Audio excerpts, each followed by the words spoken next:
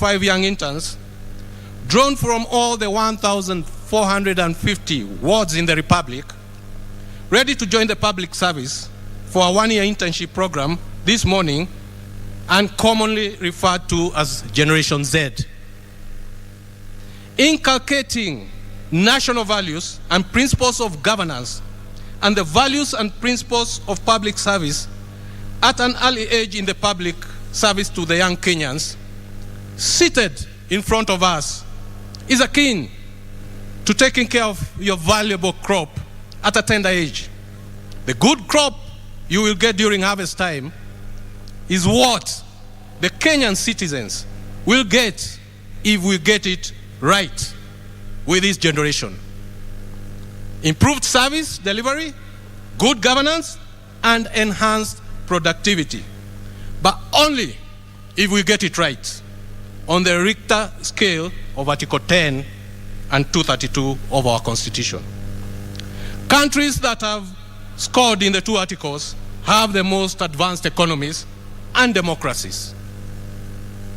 Your Excellency, in recruiting these interns, out of a field of 31,000 applicants, all the constitutional imperatives were observed. And on behalf of my commissioners, it is my singular honor to ask the interns to be upstanding. And for Honorable Stephen Boro Munania, Deputy Governor Muranga, and a product of the first cohort of this program, to come forward and make a few remarks. Deputy Governor, please.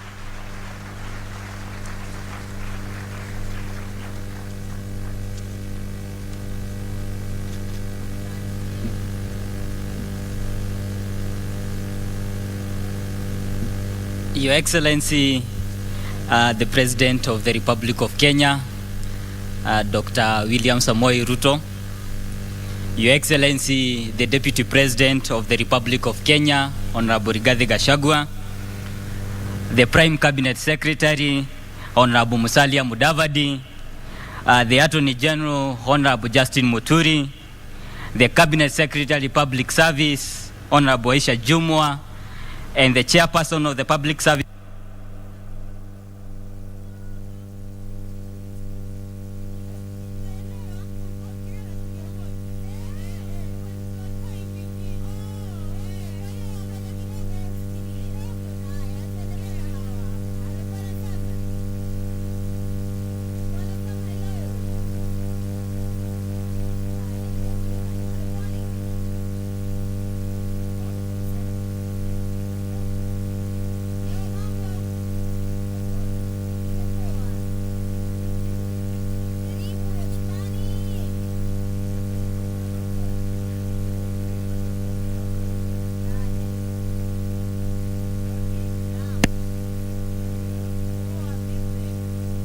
Intern, a young man of the age of 26, was given an opportunity and later appointed as an Assistant County Commissioner Cadet in Murang'a County in 2019. As I graduated my graduate degree in 2015, I, like most of these graduates who are here in the PSSIP program, I did not receive any opportunity to look for a job. And so for 3 years, I tarmacked down the road looking for opportunities. But none were present. So I resorted in selling maize and popcorn in Thika town. This program took me from that obscurity and gave me an opportunity to train as an Assistant County Commissioner Cadet for a 1-year program. This was the opportunity that was multiplied for me.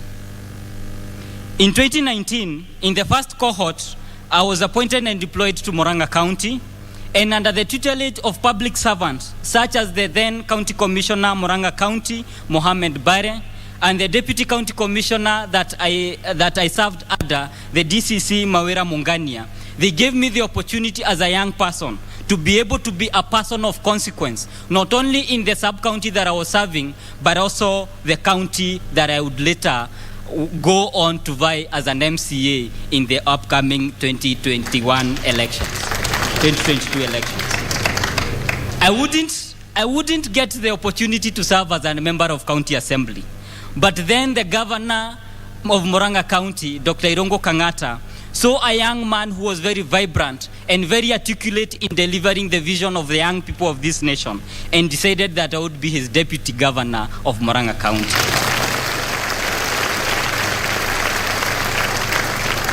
Your Excellency, the young people of this nation do not require to be given handouts, but rather require opportunities and promotion of their self-determination. These young people, since they were in primary schools, they were called the leaders of tomorrow. But today here, I want to say, tomorrow has come for them. The young people in this program are the people in their responsibilities. They are the people who are going to serve this nation, not only to build this nation, but to build the future where our nation is going to be prosperous. I would love to say a quote that has directed me in most of my opportunities. A Roman philosopher, Seneca, once said that what most people call luck is when opportunity meets a prepared mind. I want to urge the young people being commissioned here today. The opportunity to serve your nation and the opportunity to transform your nation is right here. It's right here with you. But most importantly, the opportunity to transform your own lives through the works of your hand. I want to urge the young people that the opportunity do not last forever, but do not be drawn to the politics. Do not be drawn to the politics that do not inspire development, the politics that do not inspire leadership, the politics that do not inspire the politics that do not inspire hard work, but rather the simple opportunities that you have been given here today. Let it be a guidelight to you and to the next generations that you are going to serve. As you have been commissioned here today, Your Excellency, these young people require only a simple opportunity, like the simple opportunity being given to a very lonely intern 3 years ago. And ever since, 2 years down the line, I have served as an Assistant County Commissioner Cadet, and now serving as the youngest Deputy Governor in the Republic of Kenya. But Your Excellency, I also want to thank you most sincerely, because your bottom-up revolution agenda has inspired the potential of these interns to be people of consequence in this nation. Becoming a policymaker in this administration, not only a leader who inspires young people, but also a person who believes that the bottom-up agenda that serves the young people of this nation, the mamamboga and the person mwenye anachoma mahindi, these are the people who can be of consequence in this nation. Your Excellency, this program under the Public Service Internship Program is the foundation of the bottom-up development agenda. Thank you, and God bless you all.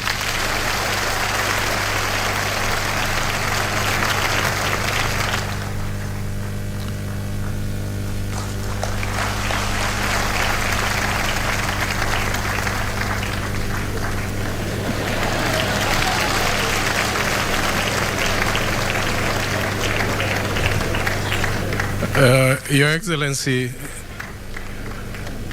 if there ever was a hustler, huyu ndio hustler mwenyewe.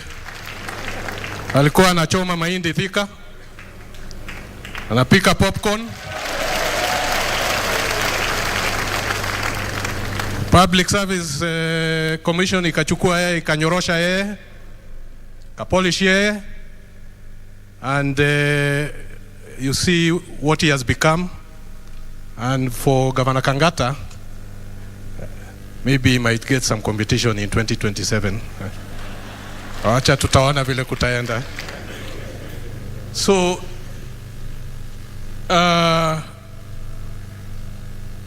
the third event this morning, Your Excellency, is to present again to you the first and about to graduate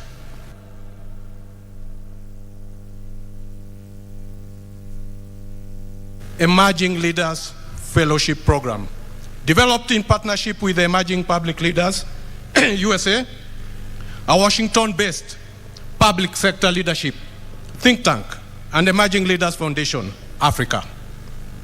This year-long program, Your Excellency, trains, molds, and mentors a young and emerging generation to be better leaders in the public sector, capable of providing transformative solutions to pressing policy issues. It slightly differs from the internship program as it targets fresh employed graduates who are less than 2 years in the public service. However, the coherence and synergy of both the internship and public service emerging leaders program is as encapsulated in the main event today, the values and principles in Articles 10 and 232 of the Constitution, and the very ethos of our well-being as a nation state. On behalf of my commission, I similarly have the honor to request the 51 fellows of the first cohort of the program to be upstanding, and their class president, Ms. Lynette Kafaso, a human resource officer in the State Department of Labor, to make her brief remarks on behalf of this class. Lynette, you're welcome.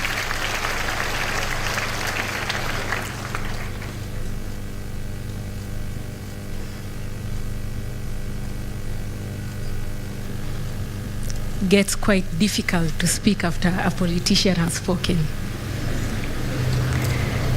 His Excellency, the President of the Republic of Kenya, Dr. William Samoei Ruto, the Deputy President of Kenya, Honorable Rigathi Gachagua, the Prime Cabinet Secretary, Honorable Musalia Mudavadi, and all other protocols observed. Good morning. I thank God for this day, and I thank God for this opportunity. My name is Lynette Kafaso. I am a Human Resource Management and Development Officer at the Ministry of Labor and Social Protection, State Department for Labor and Skills Development. I am also the President, with a small p, of the inaugural cohort of the Public Service Emerging Leaders Fellowship Program. Every journey has a story, and our story as the Public Service Emerging Leaders inaugural cohort is that of embarking to be leaders who are value-driven, ethical, competent, leaderable, leaders who are willing and able to go beyond the call of duty. A story was told of a young man who was going to school one morning, and on his way to school, he met a sculptor who was just about to begin his day's activities. He had a very huge stone on top of the table, and he was just about to start carving the stone. He looked at the stone, passed by, never thought much of it. I want to imagine this must have been Western or Eastern, but let me go with the prime CS. I'll use Western. On his way back, the same spot where he had left the huge stone, he found a very huge lion, well carved out. And in his confidence, the boy approached the sculptor and he asked, Ango, ulichuache kulikuwemo na simba ndani ya hii mawe? Ulichuache kweli? And Ango, in his wisdom, responded, Simba alikuwemo akilini mwangu kabla nimweke kwenye mawe. Your Excellency, I hereby put to you that is exactly what the government of Kenya and the public service, in partnership with EPL and ELF, has done to us and will continue to do to us. We have been carved, carefully carved, into lions, lionesses, and even cubs. I say cubs because we are not yet emerged. Some of us are still emerging. Some will emerge in the next 1 year, 2 years, 10 years. But when all is said and done, we are going to live to the true spirit of this program. I know you are wondering, what is it that we do? One lion, Jacob De Kiage, has been able to partner with Safaricom under the Uwezo Wetu Ndoto Zetu program to come up with an ICT lab for the adult learners in their section. This ICT lab is able to give these learners an opportunity to research and to find out more information in the course of their study for free. And even it's also open for some of the youth around Nakuru West sub-county. Another lion, Henry Nyamogosa, walked into Kisumu Polytechnic less than 1.5 years ago, found a dying department, a department that had even the learners fail because of the attitude people had towards it. And in the words of his supervisor, Madam Catherine Kamonye, he said, Henry Nyamogosa has given the department a new face, and even all other tutors and students want to identify with the department. Standing before you is another lioness. As a HR practitioner, we are known for so many things. Some of them are not so good. I've been able to turn my department into a happy place because this is where we spend most of our time. And a happy officer is a happy mom, a happy husband, a happy spouse. And a happy officer is also going to be able to turn that happiness into results. It's no longer just about the discipline cases and the show cause letters. It's about how may I help you? Where are you going? How can I push you? And it has made a huge difference in our department. His Excellency, there are so many success stories that we would like to tell you. If only you would oblige us a session with you, we will be highly. Let me stop at that. This program has been able to teach us that the more lions in the jungle, the better the jungle. And so, as we are being carved, we carve. As we are being taught, we teach. And I say this because we are honored. And I say honored because when the interns come and the attaches come, they are under us in one way or the other. And so by the time they are leaving the service after 1 year or after 3 months, are they leaving the service as stones, or are they leaving the service as lions, or watatoka kama panya, wale wadogo. And it's up to us to make that decision of who these interns and attaches and any other officer that is privileged, that we are privileged to handle, turn out the best way possible. It has been a journey, Your Excellency, that has seen us get exposed, get taught, get pushed. It's never easy. But one thing I would say is that we have been made better people. We are not the same people that came in, but we are better people because the journey continues to make the public service a better place, to turn us into leaders who are going to serve the public with golden gloves. Thank you.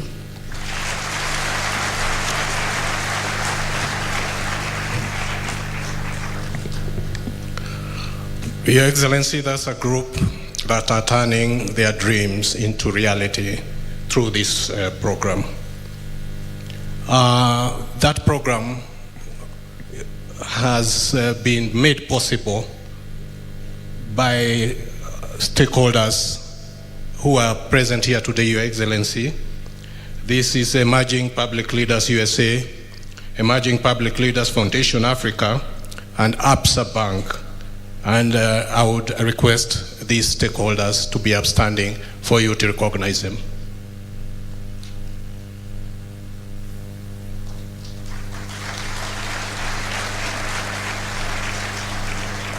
Thank you.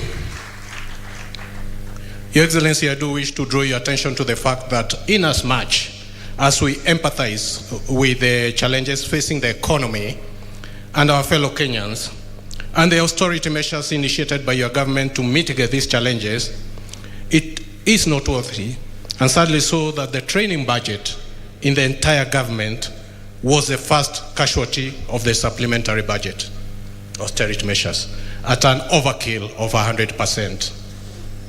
Your Excellency, a culture of continuous learning, training for any worker, more so public servants, is paramount to service delivery and productivity. It promotes high standards of accountability, effectiveness and performance, and develops a knowledge-based and skilled public service, central to meeting the challenges of delivering your election pledges to Kenyans. To merit the high-level expectation of Kenyans, it is my humble request to Your Excellency that your government scales up the training kitty, not only of the programs domiciled at the Public Service Commission, but also in the entire government. My humble take is that the mandazis and samosas we continuously gobble in government offices can be substituted kidogo tu with some funds for the training kitty.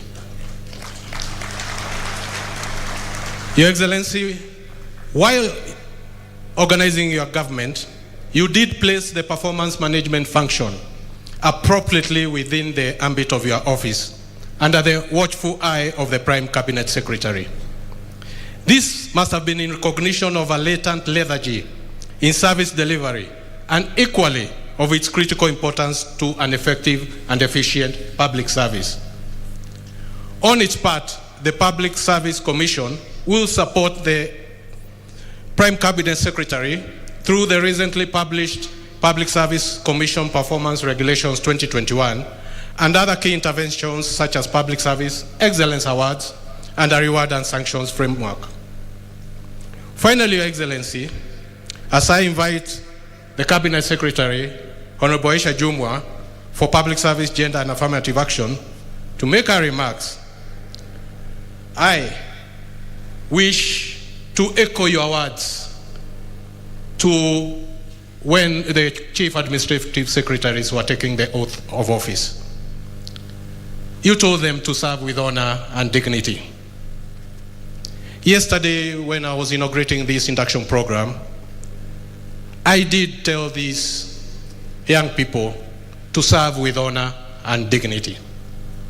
But Your Excellency, these young people only emulate their leaders. And if their leaders don't serve the public with honor and dignity, these young people will not serve with that honor and dignity.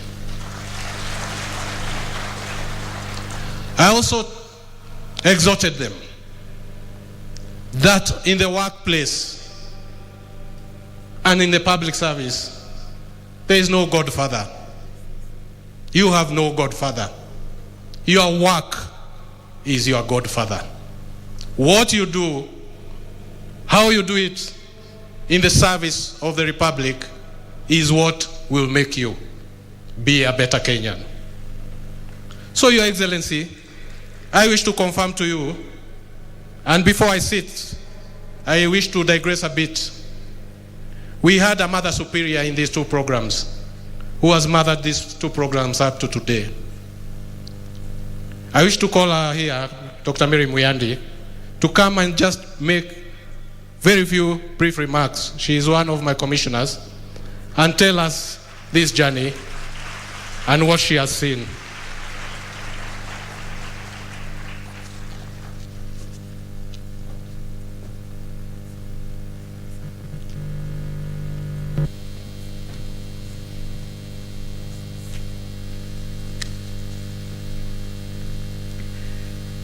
Your Excellency, the President of the Republic of Kenya, I want to ride on the protocols already established so that we don't spend a lot of time. Your Excellency, in this hall, you have the tools to make your work easier. The young men and women that have been brought in this program, even those who have left in the past ones, are the best you can ever have in your bottom-up approach. Many of them don't know anybody, like the deputy governor. They just made it by what we call luck. Your Excellency, I've had this honor of mothering the Public Service Internship Program from 2019. This is the 50th cohort. We have, with these ones, we shall have 16,000 of them kindly, sir, let's lift this country with these young men. You have it very easy. With all this, Your Excellency, yesterday, in this group, we had young mothers and young fathers who came with their babies and breastfed them out there throughout the day listening to the induction. This is the heart of Kenya, Your Excellency. The heart, the spirit that make this Kenya greater. My other young people, the emerging leaders, these are officers already in the offices. All they need is to be given that little push, and you have the leaders you want for this country. We have mentors and coaches we have trained, Your Excellency. These interns will not just land in no place. They have people who are going to mother them and coach them and make them the leaders that we want. Your Excellency, sir, I know the chairman has said it. The 1 billion we got as a commission, all of it to the last cent is spent on these young people. All of it. All that I would need is another 2 billion, and I'll have 10,000 young Kenyans serving in the MDAs as interns, and later, God knows, like the deputy governor, the world, and God in heaven will give them the rest. We want to thank you. Thank you for all the support we've gotten from everybody, and for my commissioners. Thank you for studying with me and with the chairman to make these 2 programs run so smoothly. I thank you. God bless you. Let's hold these young men and women. Let us all lift them as we also climb. They are ours. These are Kenyans. Your Excellency, the entire Kenya is here. All of them very educated and enthusiastic to serve the nation. I thank you very much. Thank you, Chair. Mary, Your Excellency, is the Mother Superior of the 2 programs. Very passionate about the programs.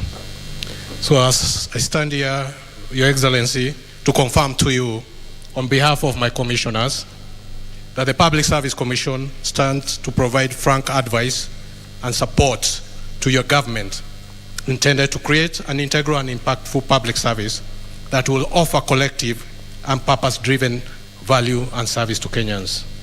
Finally, I wish to thank all the stakeholders, the National Assembly, a committee of labor for supporting us, the Chief of Staff and Head of Public Service for giving us this opportunity to have this event today, and also for Kenya Broadcasting Corporation for streaming this event live this morning. Thank you once again for gracing this historic occasion, and it is my singular honor, Your Excellency, to call upon Honorable Aisha Jumwa, the Cabinet Secretary for Public Service, Gender and Affirmative Action, to make her remarks and continue with the rest of the protocol. Thank you very much.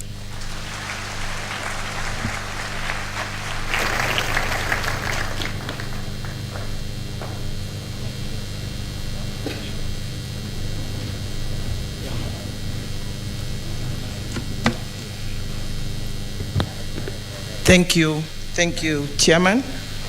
Your Excellency, the President of the Republic of Kenya, Dr. William Samoei Ruto, Your Excellency, the Deputy President, Honorable Rigathi Gachagua, Prime Cabinet Secretary, Honorable Musalia Mudavadi, Attorney General, Honorable Justin Muturi, fellow Cabinet Secretaries present, Chairman and Commissioners of the Public Service Commission, Principal Secretaries present, distinguished guests, ladies and gentlemen, our cohorts, hamjambo.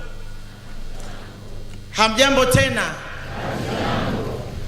Your Excellency, your presence here today demonstrates your commitment to improve public service as one of the pillars for catalyzing the development of this country. This commitment is in line with the Kenya Kwanza Manifesto that, among other things, seeks to build a highly skilled, agile, and responsive public sector workforce with appropriate roles for civil servants and other service providers.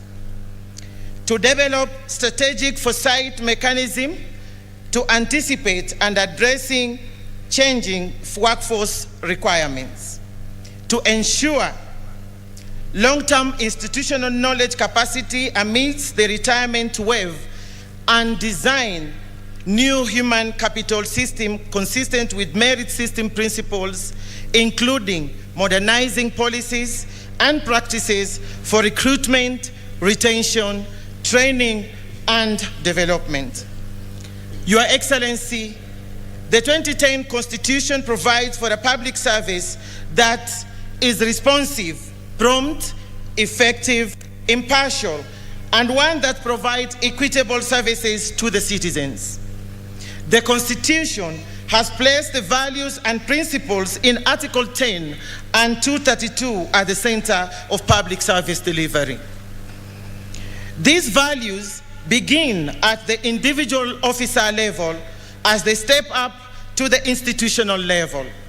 It is therefore the responsibility of both the individual officer and the respective institution to mainstream the values and principles in all processes in public service delivery as law provides.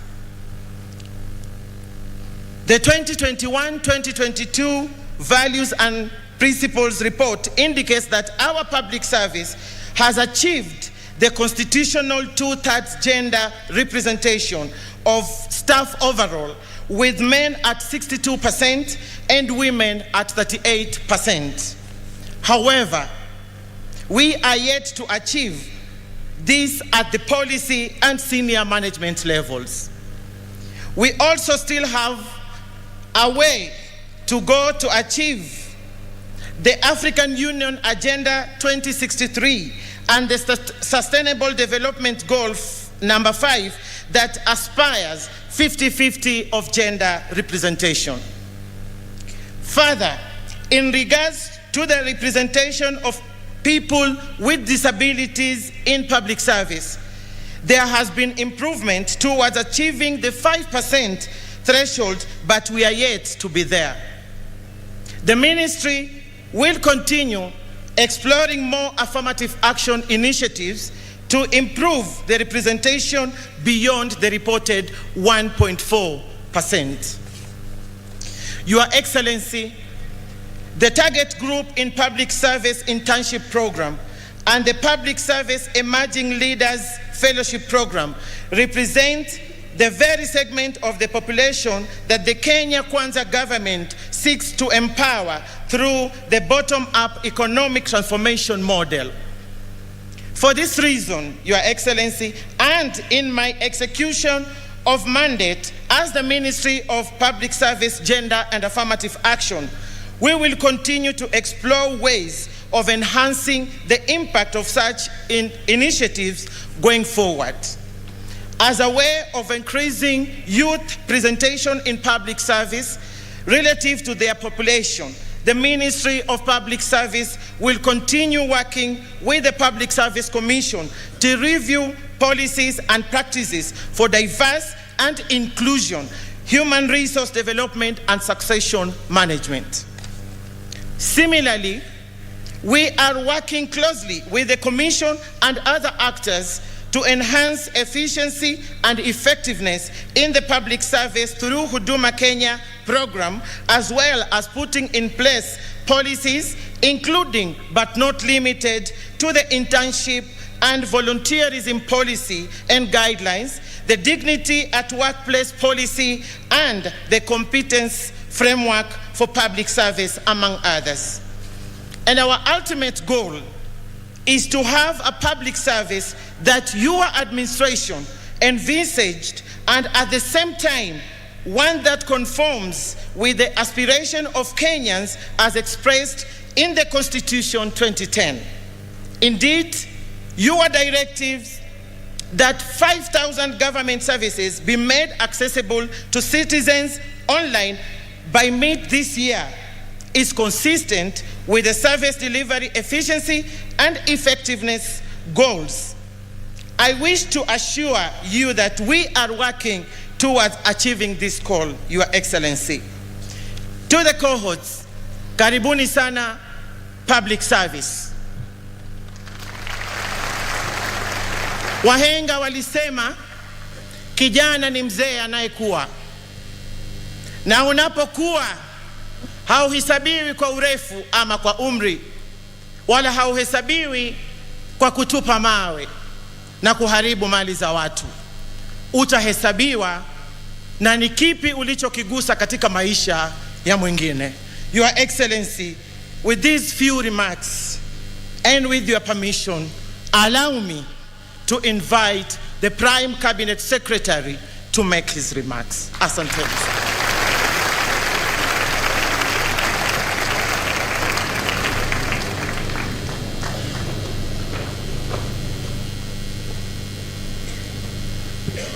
Thank you, Madam Aisha.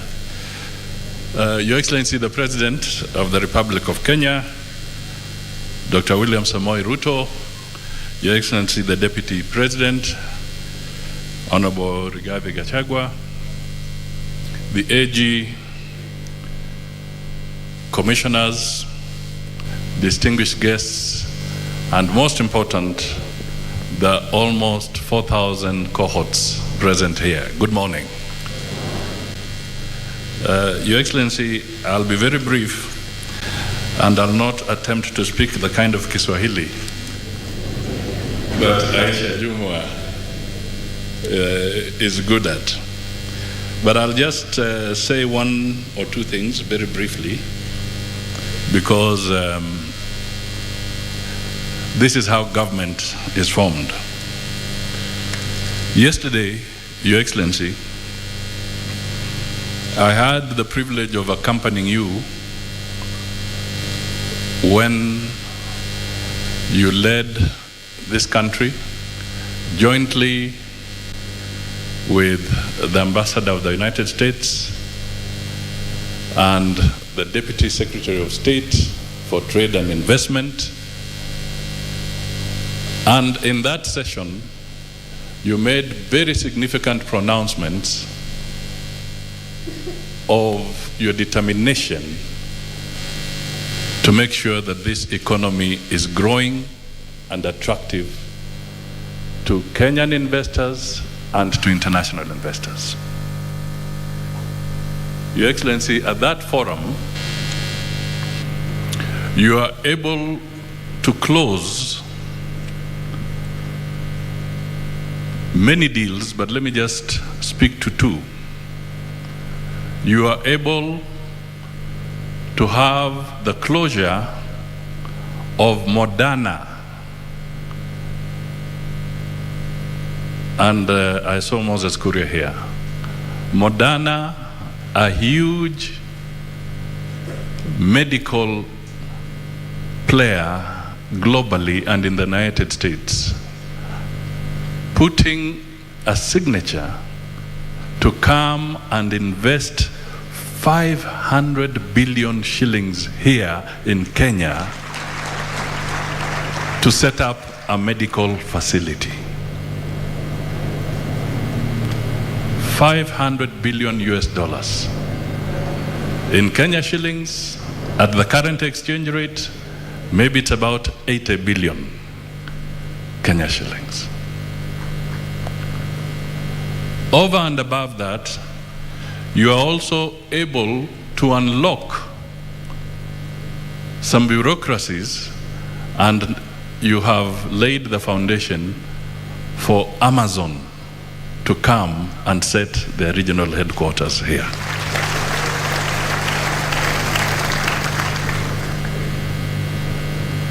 Surprisingly, none of those critical things were given the headline.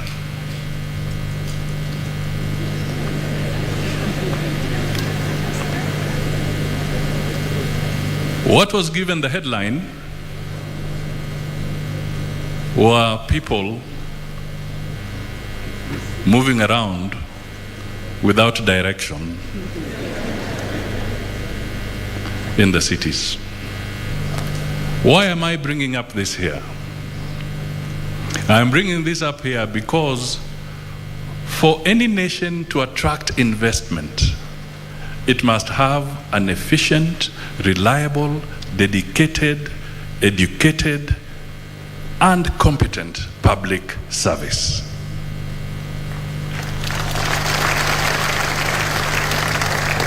Private sector will not create jobs, will not pay taxes efficiently and so forth unless it's anchored with an efficient public service. And that public service must be nurtured. So as we are here today, and this should be taken very significantly, that the President is affirming that to him it is time for business and nothing else. We need to get together. We need to develop our capacities. We need to create jobs. We need to make sure that Kenyans have pesa mufukoni. And we have to start with an efficient public service. The President is here today with us, and I think in a few days' time, he'll also be looking at performance contracting, again dedicated to public service delivery. These are very strong messages, very significant messages that we need to step up and have efficient public service. I also wish to commend the Public Service Commission. This is a noble initiative. You are doing a fantastic job. You've done a fantastic job. Personally, I am persuaded that you deserve more help, but I'm not the one to make that decision. That is the decision for my boss.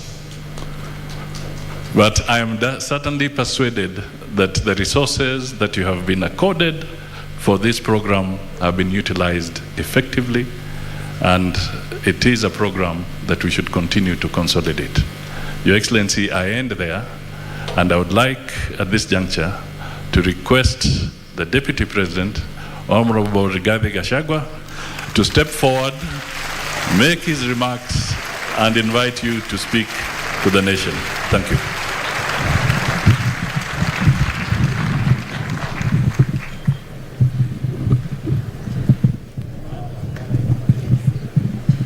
Your Excellency, the President of the Republic of Kenya, Dr. William Samoei Ruto, the Prime Cabinet Secretary, the Honorable Musalia Mudavadi, Cabinet Secretary is present, the Chairman of the Public Service Commission and your commissioners, and my fellow public servants, good morning. Your Excellency, for those who may not know, my journey to leadership started in the public service. I joined the public service on the 16th of January 1989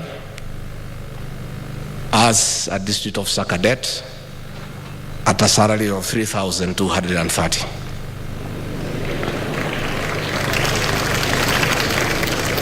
Your Excellency, we are here today to commission interns and induct them into the public service. Your Excellency, the occasion today is an important one for your government and your administration. A vibrant and motivated public service is good for any administration. A vibrant and motivated public service is good for the economy. It is good for the country. Your Excellency, the success of your administration will largely depend on the output and the commitment of our public service. Because though you have an elaborate policy in your manifesto, the implementation of those policies to become a gain for the people of Kenya will be implemented by the public service. It is therefore necessary that we invest time and resources in developing a professional public service to support your agenda.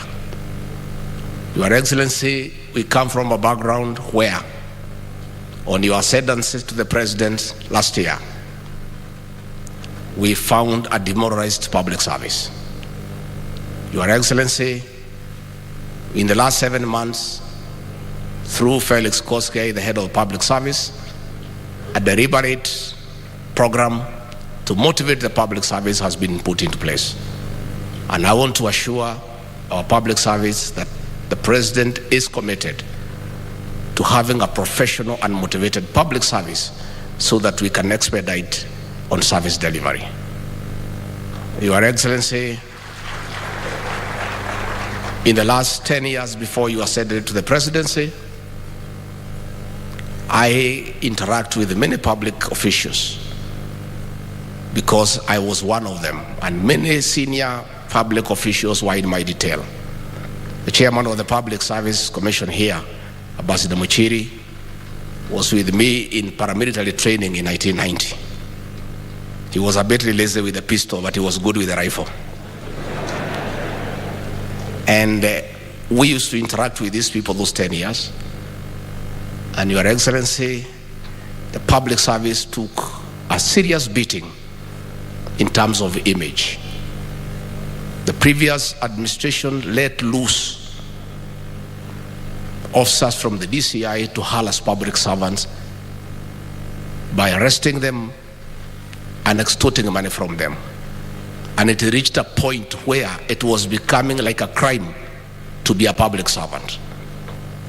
And public servants were very demoralized because they were demonized as bad people. And Your Excellency, since you came to office, that has come to an end. The public servants have been dignified. They have been given an opportunity to serve. I want to ask all public officials to take advantage of the new dispensation by working with the commitment and agreeing to support investment. Previously, public officials would be a hindrance to ease of doing business through bureaucracy and red tape. We want to ask our public servants to make it easy for Kenyans to do business, to encourage business people, to encourage entrepreneurs to process their licenses and whatever else they need from your offices so that they can create business and enhance investment in this country. So, Rais wetu, as we commission 3,900 young people here today to come and serve this country, our brothers yesterday were commissioning a larger group of young people to throw stones and create chaos in the city. And Kenyans must start, and you the media, because you are here today, we hope today you will give us equal airtime as we inaugurate these young people to something useful and gainful. You give those people the whole day coverage to throw stones, to steal, to loot, to create noise, to create confusion, the whole day. We trust today you will be responsible enough to give this function equal coverage. As young people are being inducted into productivity. For the young people, you have seen the deputy governor Omranga. Please work hard. Stay focused. The sky is the limit. The opportunity you have been given in the public service is a huge opportunity. The public service is an institution of opportunities and learning. This is a good beginning. Seize the opportunity and learn and focus. And one day, you'll be somebody in this country. It is possible.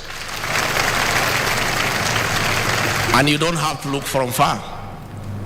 A little fellow who was an assistant secretary cadet at 3,230 shillings per month, today is Deputy President of the Republic of Kenya. What other motivation do you require? It is possible.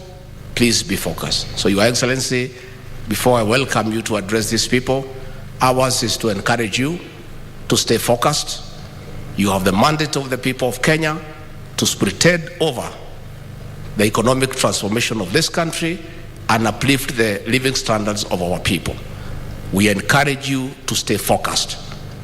Let the detractors not sway you.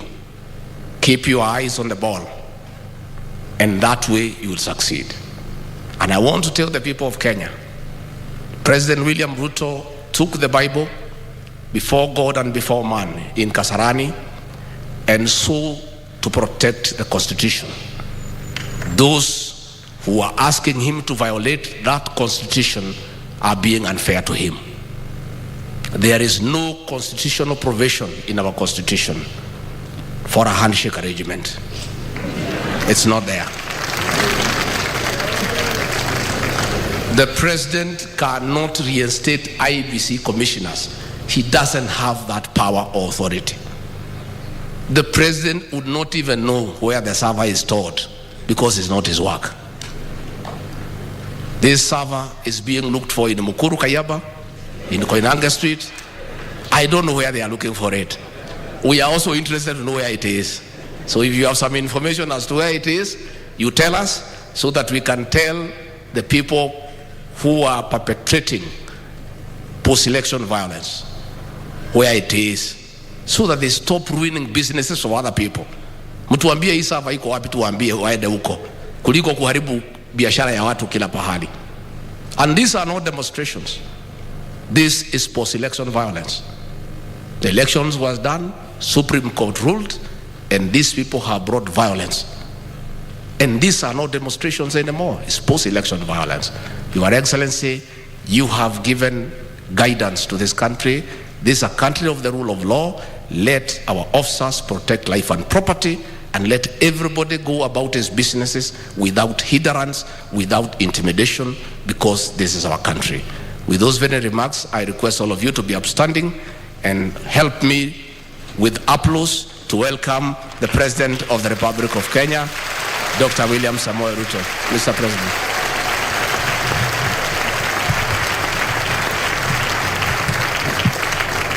Hey, kumbe kuna watu wengi hapa. Let us take our seats. Thank you very much.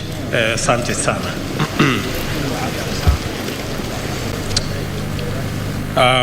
Mr. Deputy President, Prime Cabinet Secretary, Ministers present, Permanent Secretaries or Principal Secretaries, Heads of parastatals, public servants, the good people, our interns this morning.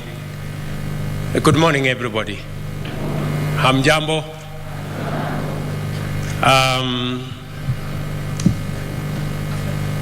Madam Aisha Juma, thank you very much for putting this together.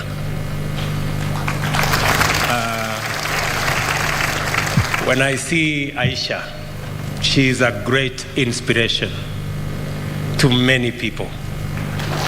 And she is a product of internship and mentorship. That is how, the first time I met Aisha Juma, she was a counselor in Kilifi County. That today she is serving as Cabinet Secretary is tremendous progress.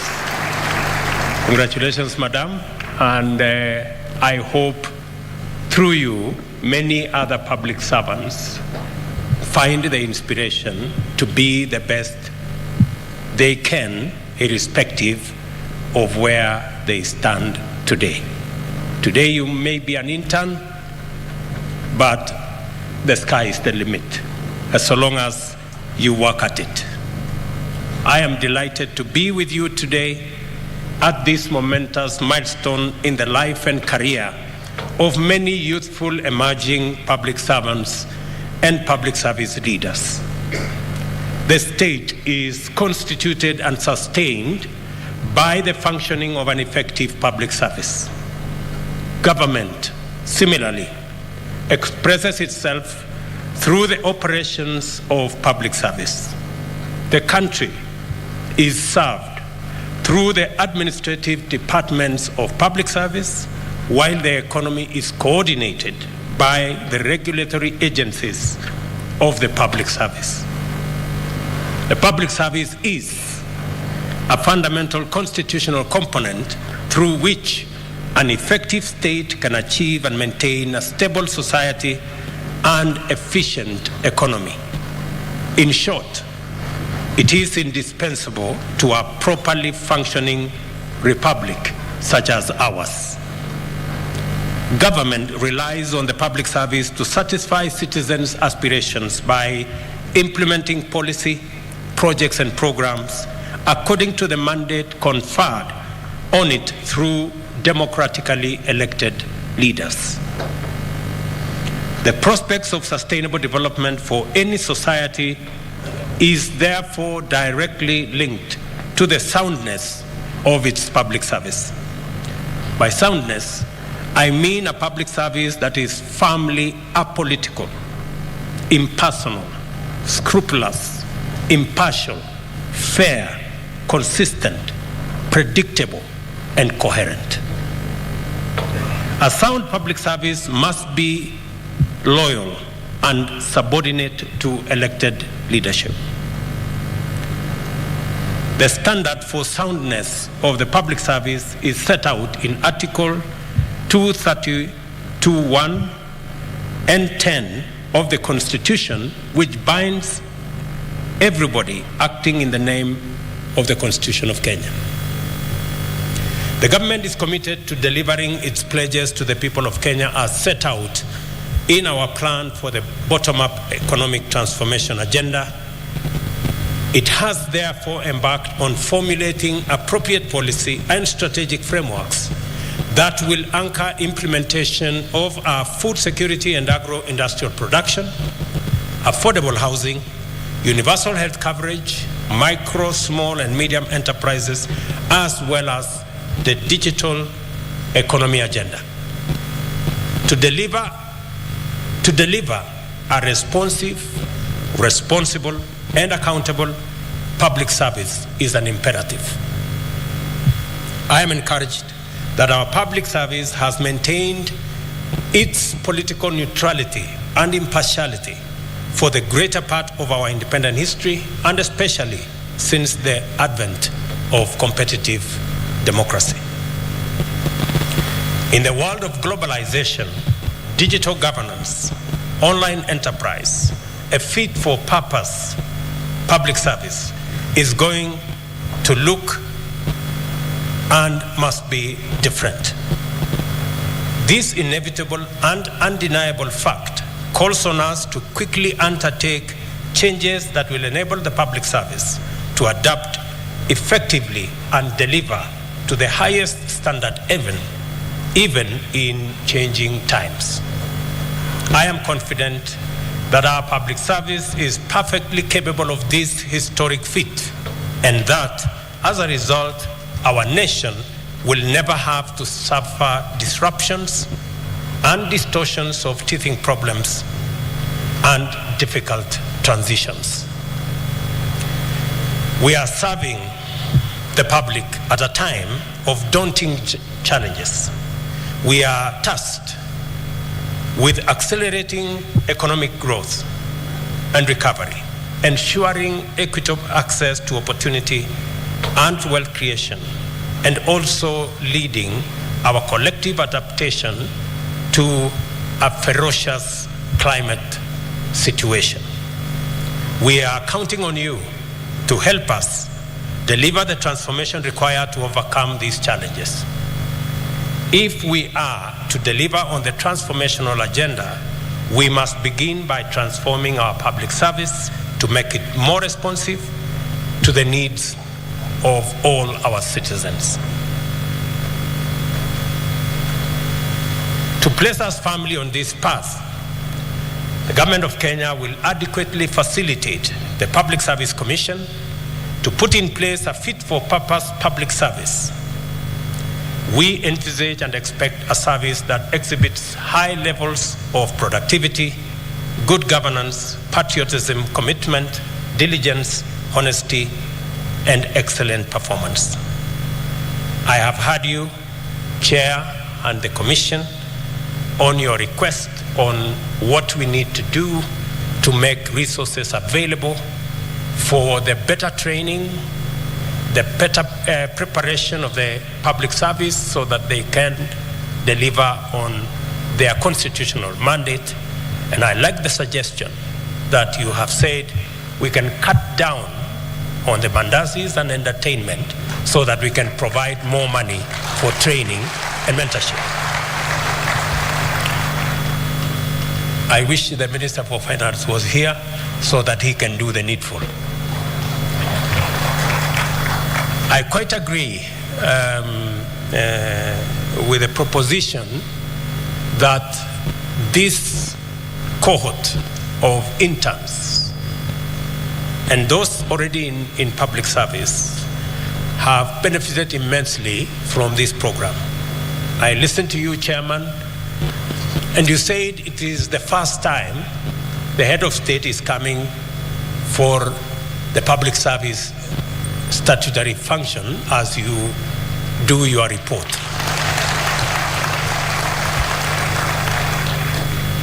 I did not come here by default or for lack of something to do. I came here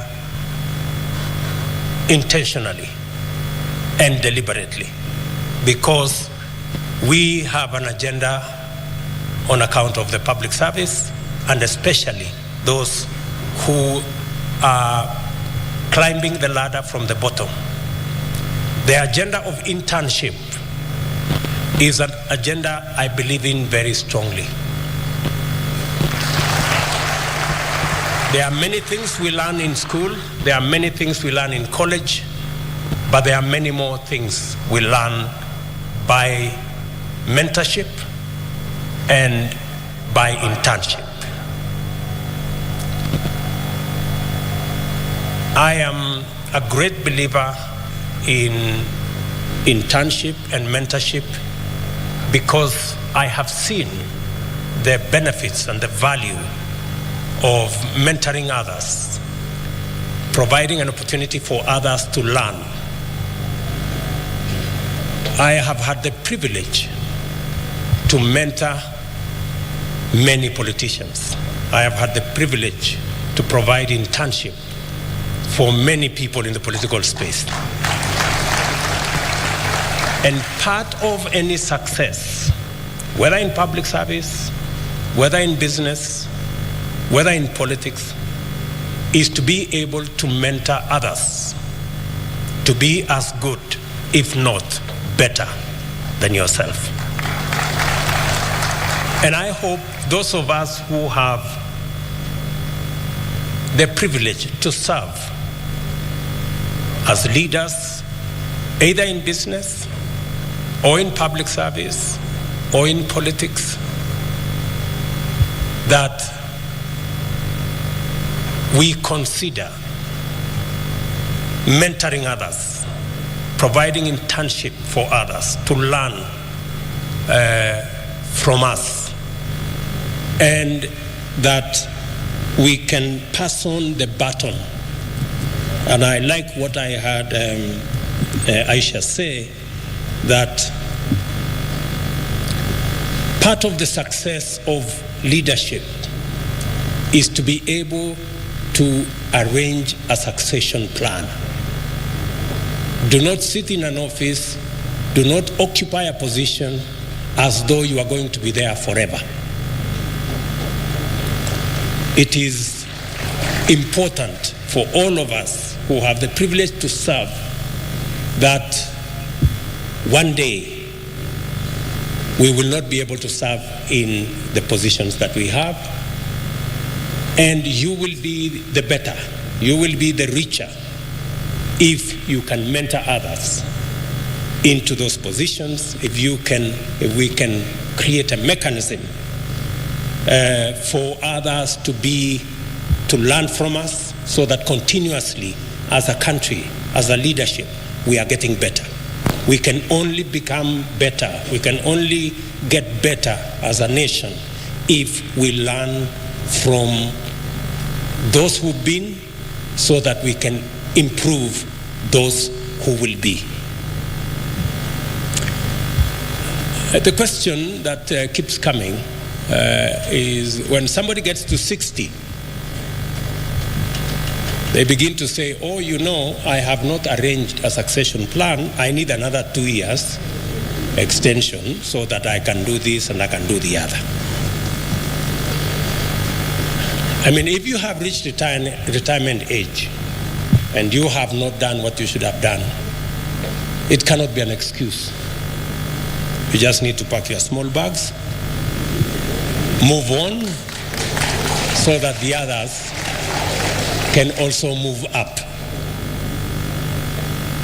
And it is our policy decision that we respect our elders, and those who have served and have reached retirement age should not be bothered for a day longer with any other responsibility,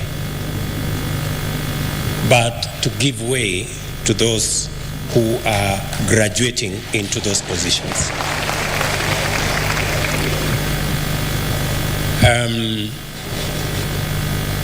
As a politician, when my time comes, I am very confident that I have mentored enough young people, young leaders, who can, if not serve as good, maybe serve better than I have done. And I think that that should be the case for any public servant. Our strategy to transform the public service is centered on performance management and productivity. The ultimate measure of performance in public service is citizen satisfaction. Accordingly, the government of Kenya will introduce a robust and integrated performance management architecture, and it will provide standardized tools for measuring service delivery across the public service, including state corporations and public universities.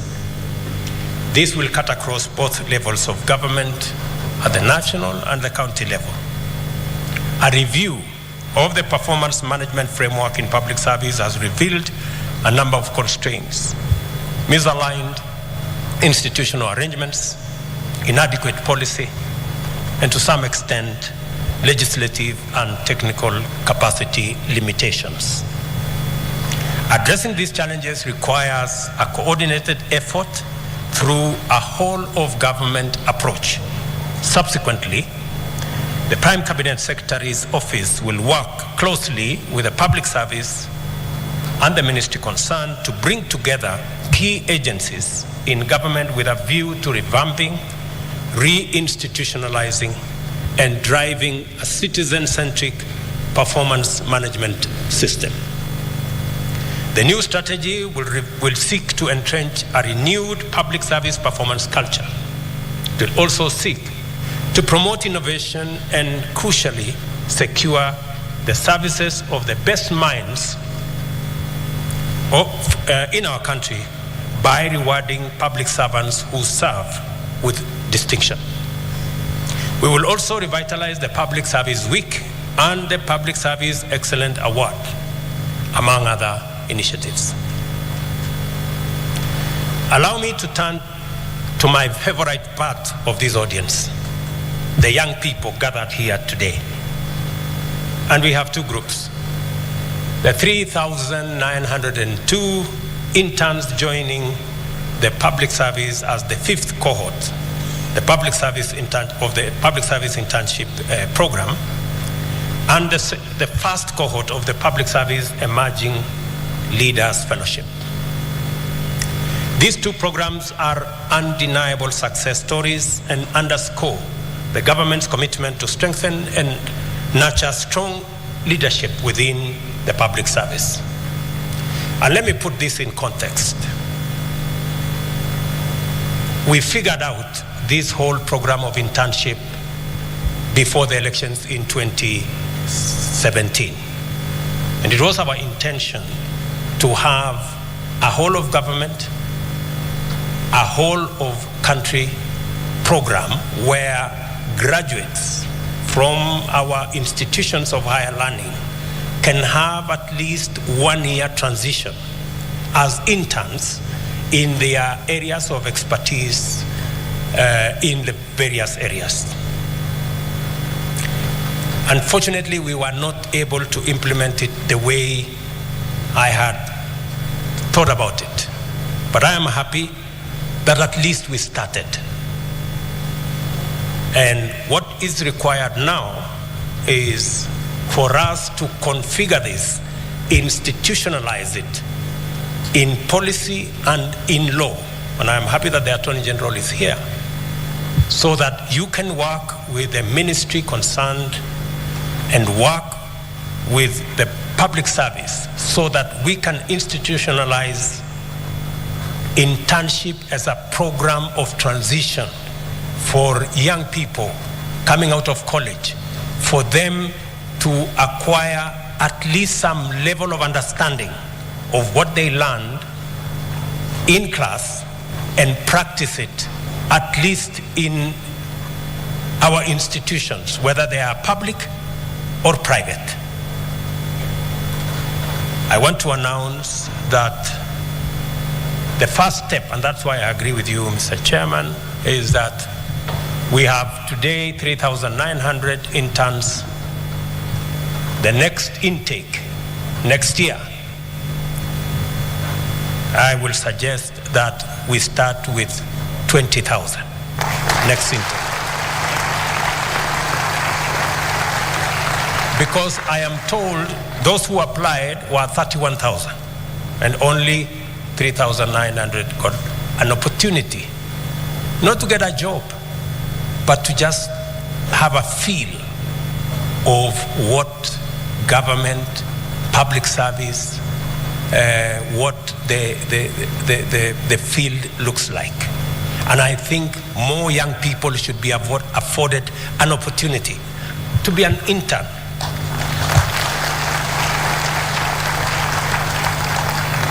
I will be proposing that we work with the private sector so that private sector companies, industry can work with us on this internship program, and we are going to provide tax incentives for industries and private sector companies that will partner with us to afford an internship opportunity for the many young people graduating from our institution of higher learning,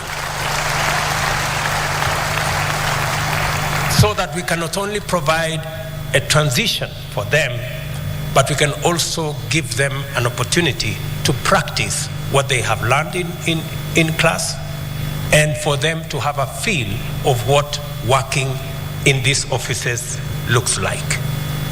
That was our intention, and I intend to make it good this time around, now that I have the opportunity.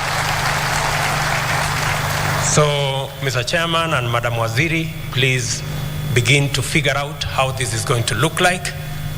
I have some ideas. If you talk to me on the side, I have some ideas on how I think this should look like, so that we can, of course, take it through the usual process of public participation, so that also Kenyans can bring their ideas on what we need to do for our young people as they graduate from our institutions of higher learning. I am pleased to witness the enthusiasm of our young people working in the public service. I welcome you and ask you to bring your energy, your resilience. Please come with your ideas and creativity and innovation, because public service deserves the best. Karibuni sana. You are not just the now, you are also the future. And if you do your best, I am confident that our public service will be in good hands today, tomorrow, going into the future. I must say this: do not join the public service and hold back or shy off from contributing your ideas. There are no right or wrong ideas. We must always be prepared for a good idea to give way to a better idea, and for a better idea to give way to the best idea. That is where I would like public service to be. I remember, Chairman, when I came into office and we wanted to appoint CASs, and the public service brought to my attention that the court had problems with what the CAS, how the CASs had been appointed earlier. And I, after consultations, I told the chair and the public service, all I need is honest advice. And all we must do is go by the rule of law. And we had to redo the whole architecture because it was the advice of a professional public service. All public servants must discharge their mandate, their responsibility, go about their work, and be honest and serve, as was said here ably, with dignity. No is also an answer. If it is not possible, please say it is not possible. Do not cut corners. Do not bend rules. Let us play by the rule book. That's how Kenya is going to go forward, and that's how public service is going to remain professional.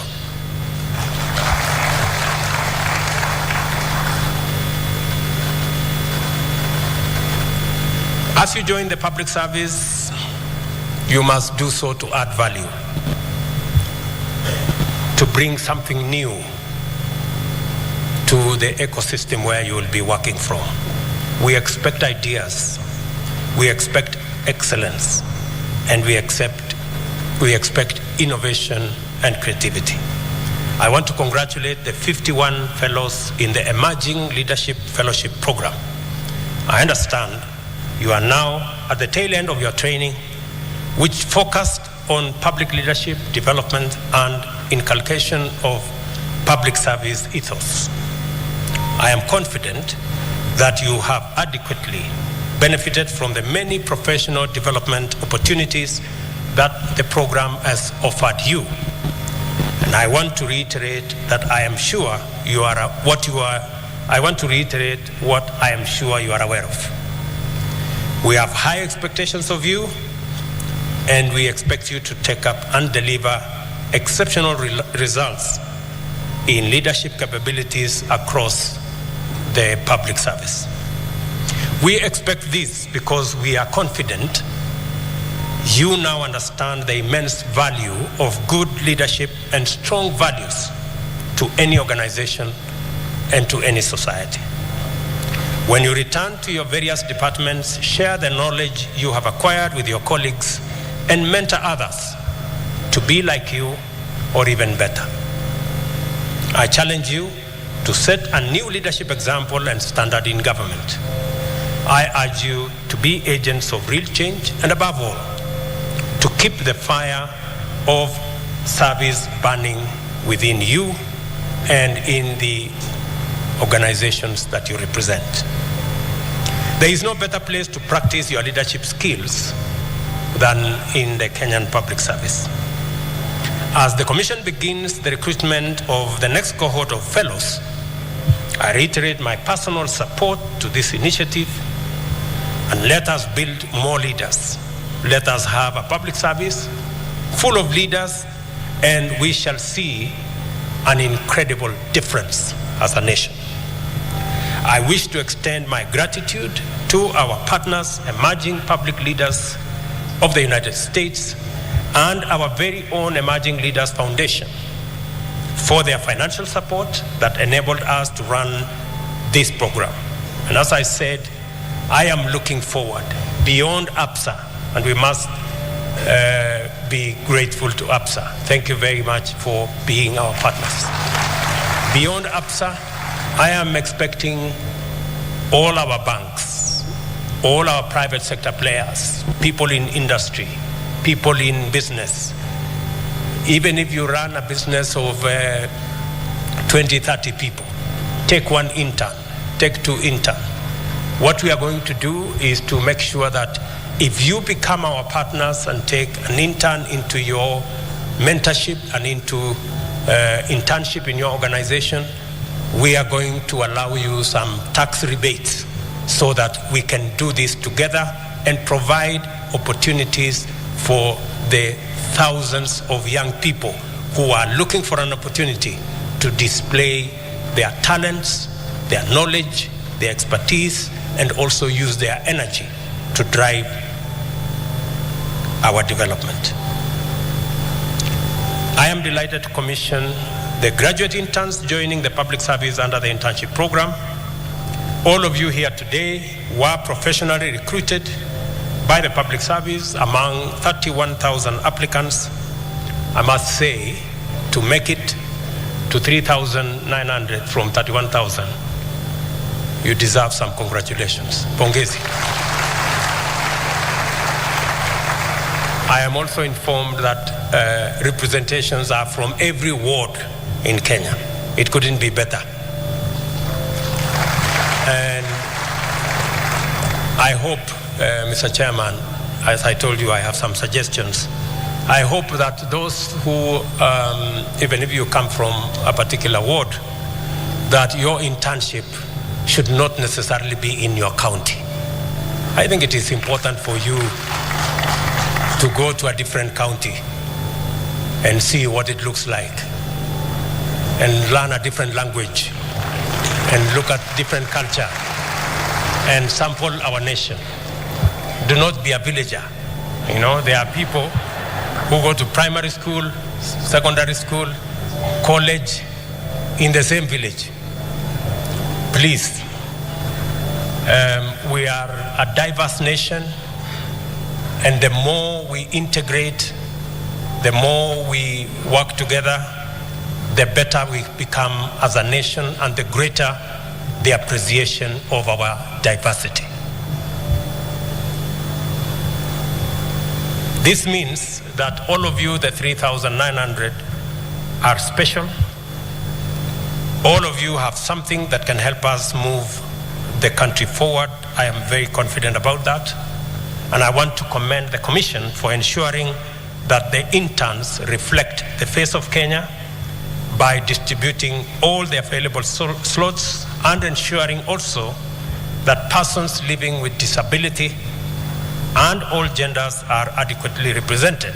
Again, Mr. Chairman, since these are very few opportunities, I hope next time, and since it is within your power, we can make this admission to internship 50-50 when it comes to gender, so that we can take this forward. Now, in its fifth cycle, the internship program has benefited more than 16,500 young graduates and continue to grow in popularity and reach. The program has injected vigor and energy into the public service through the creativity and ingenuity of youthful graduate interns. the length and breadth of Kenya has felt the impact of this program. The public service needs you and all of us. We have hopes in you. After your internship, you will be interested, hopefully, in a career in the public service. At the individual level, the internship program gives you an opportunity to gain work experience, develop interpersonal skills, build self-confidence, and enhance your chances of employment. I think the Deputy Governor of Murang'a is one such example. It is encouraging to note that over 10% of the interns who have previously been on the program have progressed to full-time employment in public service institutions. Owing to its success, the government will continue to support the growth of the program, and as I have said, the next intake will be 20,000 interns, and I look forward to working not just with all the parastatals, but all in the spectrum of both public and private. I hope private companies, good people in the private sector will take up this opportunity to work with us to provide internship to these young people of Kenya so that they can become better servants of Kenya, whether they work in the public or the private sector. Much as we would wish to absorb all of you after the internship, we acknowledge that the government does not have enough openings for all of you. However, the government will continue to implement policies that promote investment and job creation by the private sector, as we were doing yesterday. Yesterday, with working with the American government and the American Chamber of Commerce, I think we have opened up opportunities in our special economic zones, in our export promotion zones, in our pharmaceutical sector, for us to access not just jobs for our young people, but to also access commodities, foreign exchange, taxes, and grow our economy. However, I am happy also and pleased to note that the public service has plans to develop a framework for partnership with private sector organizations in this program. That's my recommendation, Mr. Chairman and Waziri, so that we can bring all the assets that we have, both public and private, to support this exercise. We will also anchor the program in law to ensure its institutionalization and sustainability by amending the Public Service Commission Act, and accordingly, the Attorney General will liaise with the Commission and Parliament to expedite appropriate legislative amendments of the laws to provide for this program going into the future. Allow me to make a few remarks about the 2021-2022 report on status of compliance of values and principles in Articles 10 and 232 of the Constitution that the Commission has presented to me this morning.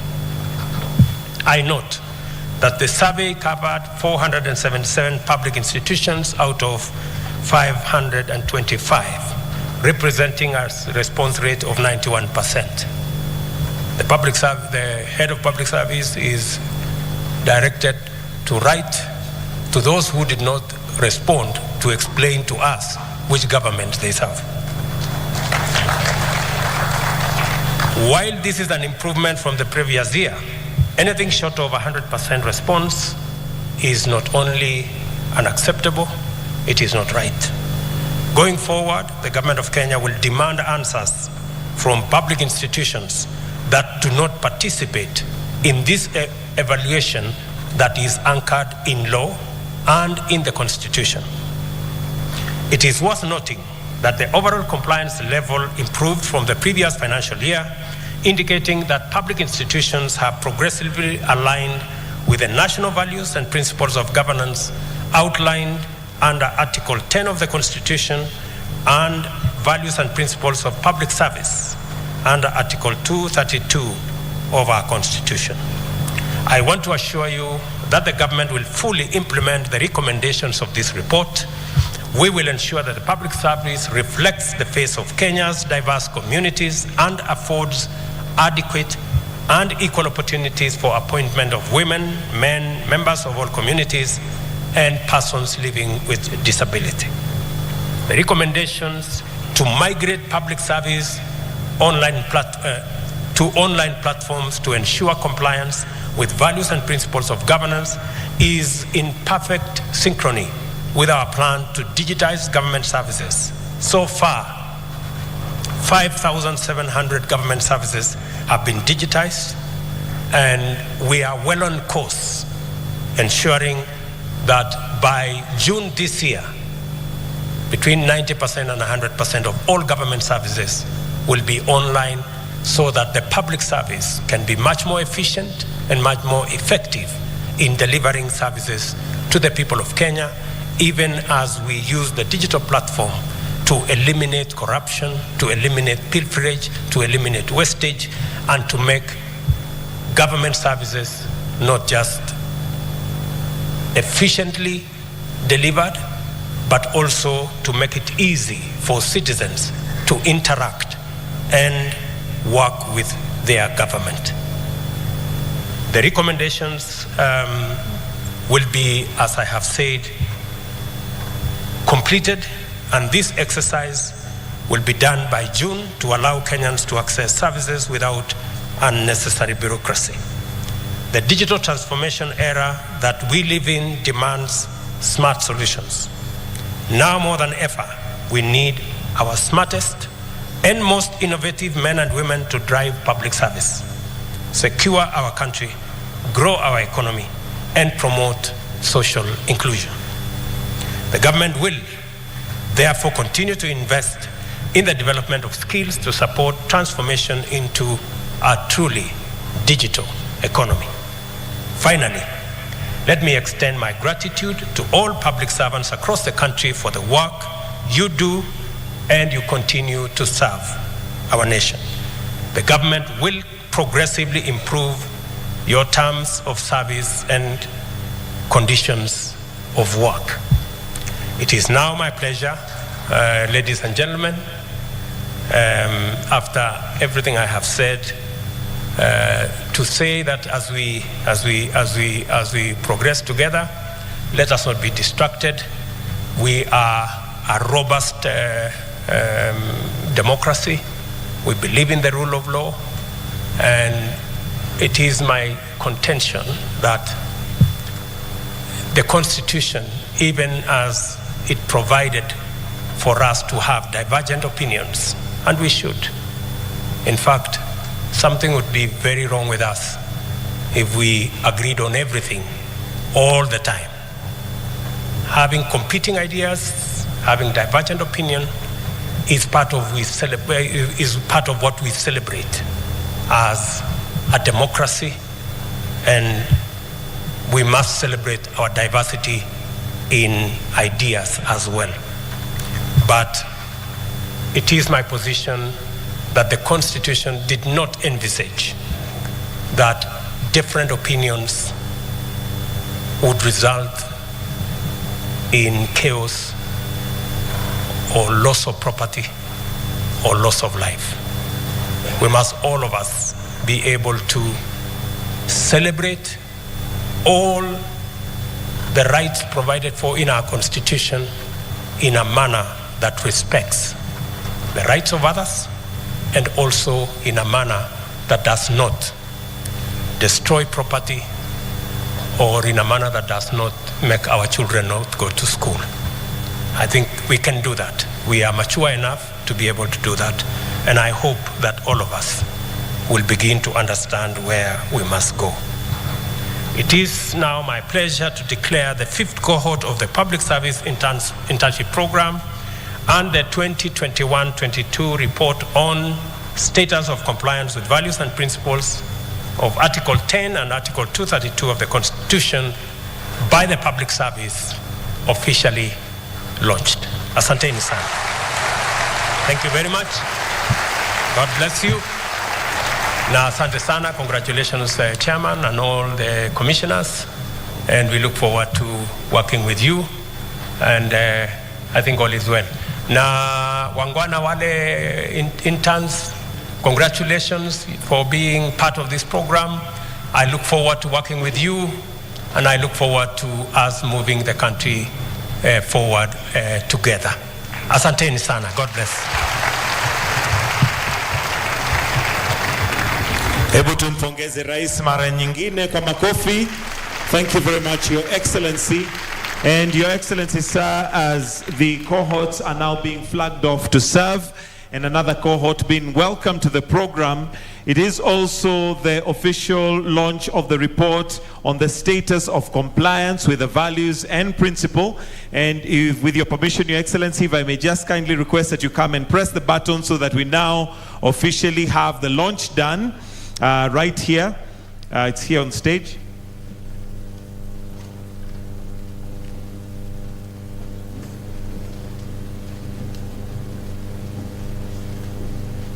So, ladies and gentlemen, we now have the official launch of the report of the status of compliance. There we go. Tupige makofi tafadhali.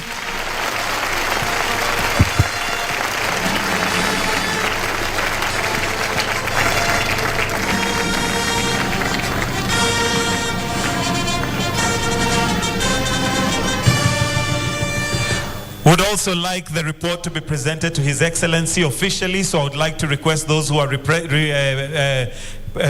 the report to His Excellency, presenting the report to His Excellency, to do so, and that's the chair.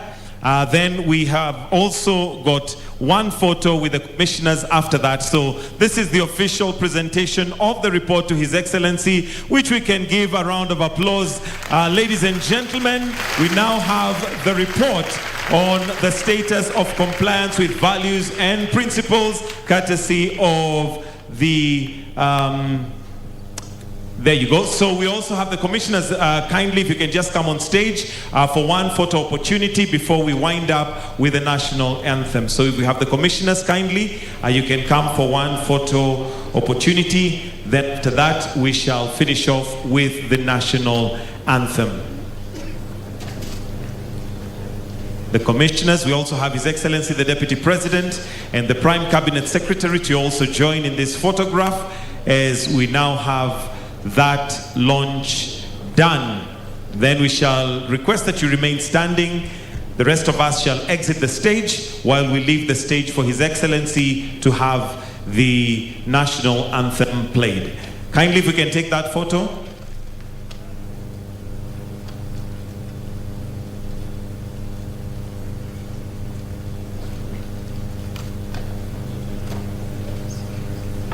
Thank you very much. We'll request that the rest of us leave the stage, but we leave His Excellency on stage for the playing of the national anthem as we now come to the end, the official end of this particular ceremony. So we'll ask anybody that might be seated kindly in respect to the national anthem. Let us all now be upstanding as we now wind up with the national anthem from the Kenya Police Band. Thank you.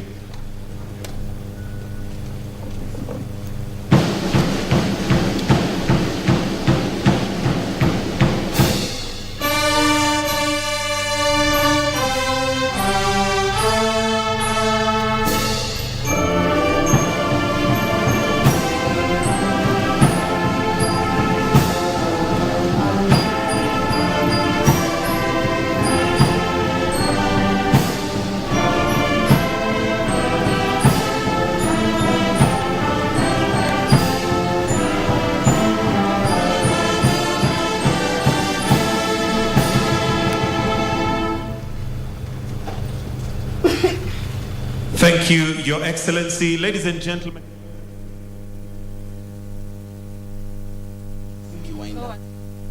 Thank you very much, Your Excellency. Thank you very much, Your Excellency, the Deputy President. May God bless you. Have a wonderful...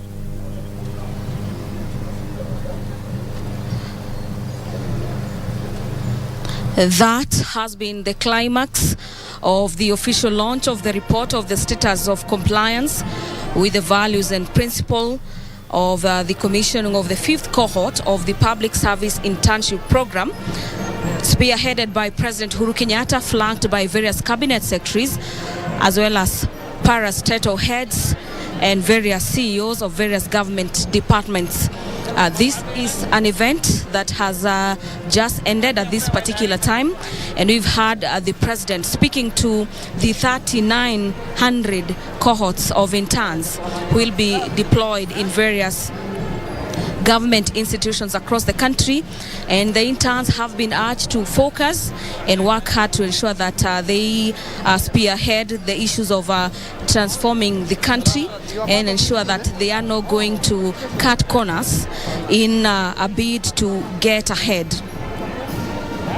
The president, that is William Ruto, has spoken of the need to further facilitate the Public Service Commission to ensure that public servants are well remunerated, as well as are in good morals, to ensure that they spearhead as well as work towards enhancing the development agenda of the nation. The Deputy President, Honorable Rigathi Gachagua, has urged the Public Service Commission servants to ensure that they serve members of the public who happen to visit their offices in a timely as well as satisfactory manner, to ensure that the agenda of the government in terms of spearheading the economic aspect of the nation is achieved. In the next year's cohort, the president has directed the Public Service Commission to ensure that at least 20,000 interns are deployed. This is owing to the fact that a total of 31,000 applicants had applied for this particular internship positions across the country. And the president says it is important that graduates from various parts of the country get a feel of what it is like to be working in various offices. We've also had the Cabinet Secretary for Gender and Youth Affairs, Honorable Aisha Jumwa, speaking to the interns, owing that to the fact that this is her function. And in her speech, Honorable Aisha Jumwa urged the interns who have been selected during this particular 5th cohort to adhere to Article 231 subsection 1 of the Constitution, that ensures that public servants adhere to matters of integrity and commitment to ensuring that every goal of every other department they've been posted to has been achieved. That is the latest from this particular event. I'll now be handing you over for the other normal programming at our broadcasting house. My name is Gladys Mungai. Enjoy your viewing.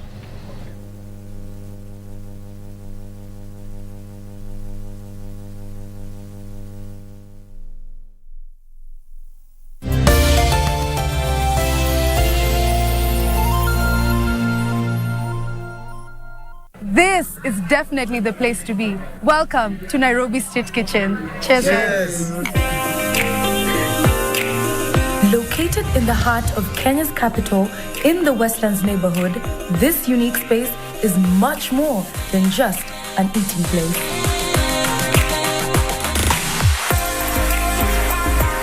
One of the must-experience places in Kenya is Nairobi Street Kitchen. It merges some of the best-known street food concepts from across the world into a thoughtfully curated local and social art space. What Nairobi Street Kitchen has done is it has brought international food and drink to our doorstep, not only making it accessible, but also creating a love around international and exotic food options. I am Anne Woolley for Afrimax, and I will be telling you exactly what the hype is about and why you should be visiting this beautiful space. Come on.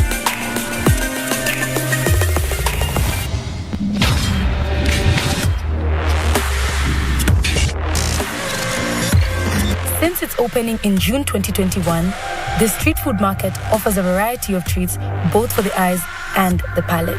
Welcome guys, Chef Sammy, the Pizza Yolo, Nairobi Street Kitchen. But before I have the food, I have to check out Nairobi Street Kitchen's unique style. I am now going to meet Faisal, who is the general manager at Nairobi Street Kitchen and also one of the brains behind the concept. So let's go. And welcome to Nairobi Street Kitchen. Thank you. Great to have you here. Thank you for making time. We're excited to have you. Yeah. Shall we have a look around? Yes, for sure, for sure. Please follow me. So far, so good outside. Looks cool, eh? Yeah, I can't wait to see what's inside. Okay, so here we're in what is the street food market section. Nairobi Street Kitchen is the brainchild and project of two sisters from Nairobi, Aliana and Alisa. And they had a vision to create something here in Nairobi that was an offering to this vibrant, beautiful, colorful city that we live in, moving in a less formal direction. So that's why we have 7 different street food market concepts which offer self-service, or in one sense, it's a way to interact with the people who are serving them. Remember I was talking to you about how we've tried to upcycle, recycle, reuse materials in what we've created in the space. Yeah? So this old combi, we found it behind Ngong Hill. Oh. And the process of getting it here was another story for another day. We'll catch up on that one. Yeah? The Margarita combi is in an old Volkswagen bus. Hopscotch is an old Matatu. The Siloko is in an old 1950s Leyland bus that we pulled from the industrial side of Nairobi. If you see the bars covered in cassettes, who uses cassettes these days, yeah? Another thing that we have tried to do in the creation of Nairobi Street Kitchen is to make this space and the building more than just food and beverage, but also a platform for the arts. So as you come in, there's a space which is a designated gallery for artists who can come and hang pictures, hang paintings. This building should be able to develop those things, offer a space where artists have an opportunity. This is where you bring a special someone. Yeah. Feel hungry after so much art? Me too. Time to go back to Chef Sammy. We have our very own specific pizza. It's called the pinza, not the normal pizza. It normally comes in oval shape to differentiate it from the rest of the pizza. How long have you done this, by the way? I've been doing pizza for the last 7 years. So for this pizza, we use our cream sauce. It's basically called garlic cream. We'll do some mozzarella cheese. Then we'll do the mushroom. The pizza takes approximately 5 minutes. It will be ready. Thank you so much, Sam. I can't wait to try this. It's ready now. Now we can garnish it. It's a special truffle oil. Yeah, it's done, guys. Ready? Wow.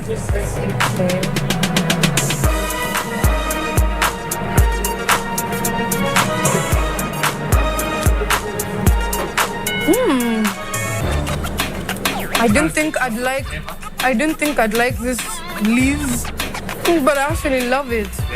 I see why Faisal was telling me I need to try out the pinza. It's definitely good. Guys, my conclusion for NSK, it's worth a visit, especially when you like to explore something new.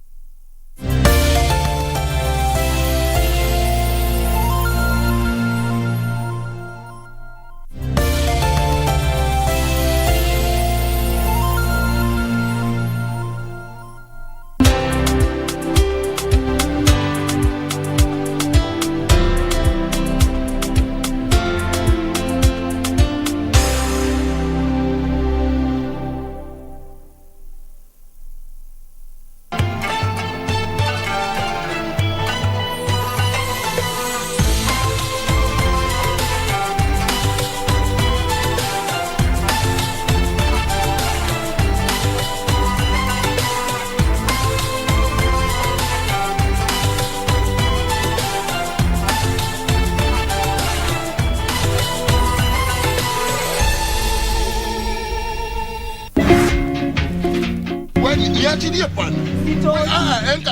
Nitokee pana. Akiiba anapatia wewe, unaweka kama mtoto, inaanza kunyonyesha na kumbe unanyonyesha chuma. Barasa hii mahakama ni mwizi. Hata wewe you thief. Hebu toka uende. Na jamaa alipita toka pita na taa. Mira yangu moja ni 1350. Sawa. So hiyo ni kama kununua gari kutoka Japan. Let us use common sense. Unaelewa hapa ni wapi? Naelewa mheshimiwa. Na ndio kitu tunajaribu kukuelewesha, but you don't understand.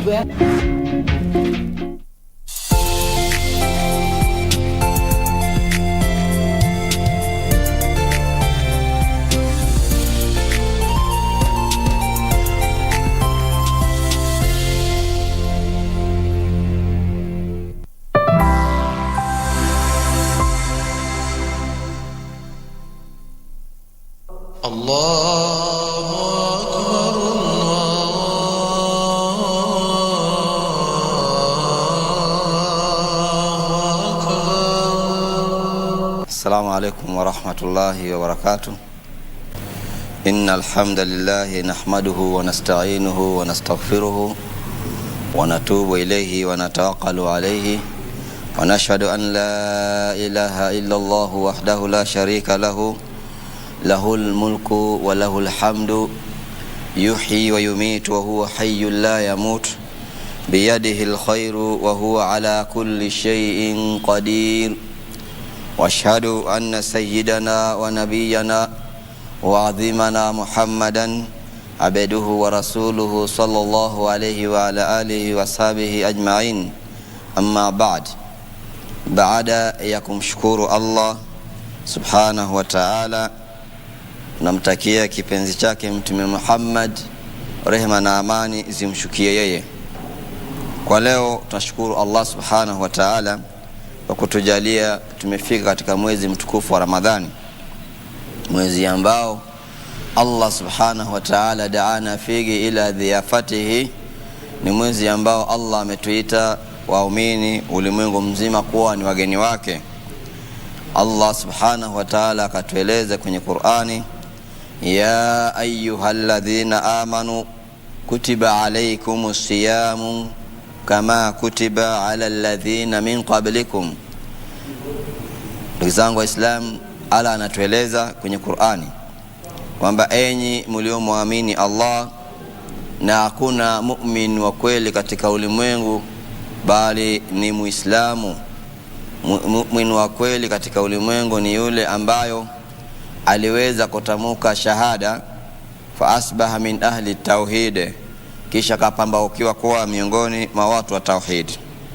Allah anatueleza kwamba enyi mlioniamini kama Mola wenu, kutiba alaykumus siyam, mumefaradhishiwa funga, kama kutiba ala alladhina min qablikum, kama ilivyokuwa ni faradhi na lazima kwa watu waliokuwa kabla yenu, yani anbiya wal umamihim min ladun Adam alayhi salatu wassalam ila nabiyina Muhammad alayhi salatu wassalam. Waliotangulia sisi ni manabii kuanzia Adam alayhi salatu wassalam mpaka ikafika kwa bwana mtume Muhammadin sallallahu alayhi wasallam. Au waliamrishwa kufunga na sisi pia tumeamrishwa kufunga, na wao walikuwa wanafunga siku 3 kwa kila mwezi, takriban kwa mwaka mzima na kuwa ni siku 36 sawa sawa na sisi pia tunafunga siku 30 na tunaongeza na siku 6 za Shawwal, inakuwa ni siku 36. Wasiyamu wasaumu lughatan imsak wal kaf yani shay'in, yani funga au siyam kilugha ni mtu kujizuia na kukoma kutofanya jambo fulani. Waistamalu fi kulli imsaki, na inatumika kwa kila vizuizi ambavyo mwanadamu anapaswa kujizuia nazo, viwe ni za halali au za haramu. Nasema qala ta'ala ikhbaran an Maryam alayhi salatu wassalam, kama alivyosema Allah subhanahu wa ta'ala kwa kumweleza Maryam alayhi salatu wassalam, mama yake Nabii Isa alayhi salatu wassalam. Alipoweza kumzaa Nabii Isa, aliweza kuambiwa na Allah subhanahu wa ta'ala aweze kuwa ni mwenye kufunga, na kawa ni mwenye kufunga. Akasema inni nadhartu lirahmani sauman, mimi nimetia nia kwa Allah subhanahu wa ta'ala, nimetia nadhiri kwa Allah subhanahu wa ta'ala kwamba nitafunga. Ay imsaku anil muftirati min tulu, yani ay sumtan wa imsakan wikfan alkalami. Maana Maryam anakuwa mwenye kufunga na kukoma kwa kutoongea mpaka Allah subhanahu wa ta'ala alete mwangaza wake na nuru yake, ili watu waweze kujua yeye katika njia ya haki. Ndio alipoweza kuzaa mtoto wake akapeleka kwa wazee wake, alinyamaza, alifunga kutoongea. Walipomuuliza mwanako umetoa wapi, ilibidi awashirie kwa mtoto wake ndio Nabii Isa alayhi salatu wassalam akawa ni mwenye kusema mimi ni mtume wa Allah, amenipa kitabu ya Injili na ni amani kwangu mimi siku nimezaliwa, na pia ni amani kwangu mimi siku ambayo nitaondoka duniani. Kwa hivyo katika watoto walioongea wakiwa ni wadogo alikuwa ni Nabii Isa alayhi salatu wassalam. Kwa watu wasiofahamu Nabii Isa ni nani, ambao wakati kwa upande mwingine ambao hawatambui Nabii Isa ni nani, Nabii Isa ni Nabii Yesu kwa upande mwingine.